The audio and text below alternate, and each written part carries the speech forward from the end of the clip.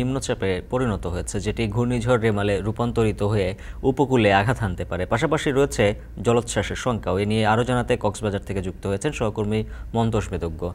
মন্তোষ, জানাবেন উপকূলের মানুষরা দুর্যোগ মোকাবেলায় কতটুকু প্রস্তুত, আর রেমালকে ঘিরে প্রশাসনের পক্ষ থেকে কি ব্যবস্থা নেওয়া হয়েছে?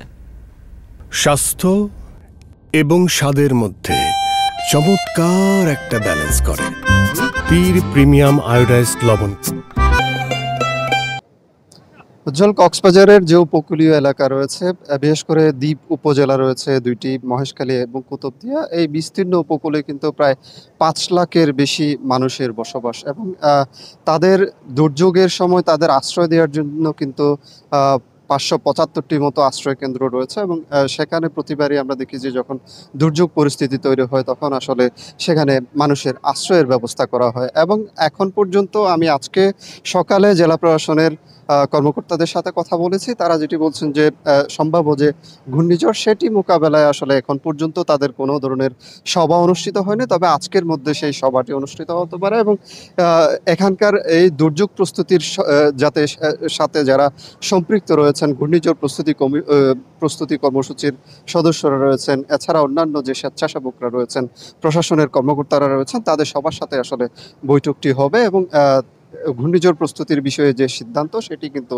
তারা এই বৈঠকে বসার পরে আসলে নেবেন। তবে এখন পর্যন্ত কোনো সভা আসলে জেলা প্রশাসনের পক্ষ থেকে হয়নি বলে তারা আমাদেরকে জানিয়েছেন। এখানে আমরা সকাল থেকে যেটি দেখছি যে সম্ভাব্য যে ঘূর্ণিঝড় বর্তমানে গভীর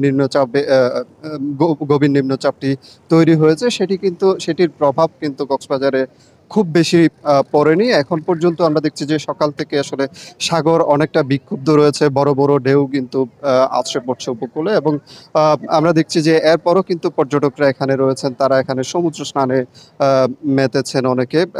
তবে লাবণী পয়েন্টে আমরা আছি, লাবণী পয়েন্টে এই পয়েন্টে পর্যটকদের উপস্থিতি কিছুটা কম থাকলেও সৈকতের সুগন্ধা পয়েন্টে কিন্তু লোকজনের উপস্থিতি বেশি আছে এবং তারা কিন্তু সাগরে নামার চেষ্টা করছেন। অনেক ক্ষেত্রে সাগরের গভীরে না যাওয়ার জন্য কিন্তু এখানে যারা লাইফগার্ড কর্মীরা রয়েছেন তাদের পক্ষ থেকে কিন্তু সতর্কতা অবলম্বন করা হচ্ছে। সর্বশেষ আবহাওয়ার যে সর্বশেষ বিজ্ঞপ্তি সকাল ৯টা পর্যন্ত কিন্তু আবহাওয়া অফিসের সাথে আমরা কথা বলেছি, সকাল ৯টা পর্যন্ত কিন্তু সেটি কক্সবাজার সমুদ্র বন্দর থেকে কিন্তু ৪৯৫ কিলোমিটার দক্ষিণ পশ্চিমে অবস্থান করছে এবং সেটি আরো উত্তর পূর্ব দিকে কিন্তু ঘনীভূত হয়ে অগ্রসর হচ্ছে এবং আগামীকাল কিন্তু এটি উপকূলে আগামীকাল বা তারপর দিন কিন্তু এটি উপকূলে আঘাত হানতে পারে, এমনটাই কিন্তু বলা হচ্ছে এবং এখন পর্যন্ত প্রশাসনের পক্ষ থেকে যে প্রস্তুতি সেটি কিন্তু নেওয়া হয়নি এবং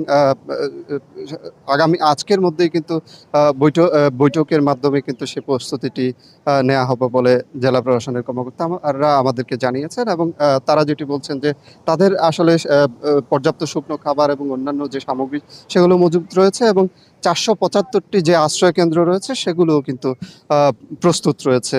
উজ্জ্বল, এই ছিল কক্সবাজার থেকে আমার কাছে সবশেষ। মন্তোষ বেদজ্ঞ যুক্ত ছিলেন কক্সবাজার থেকে।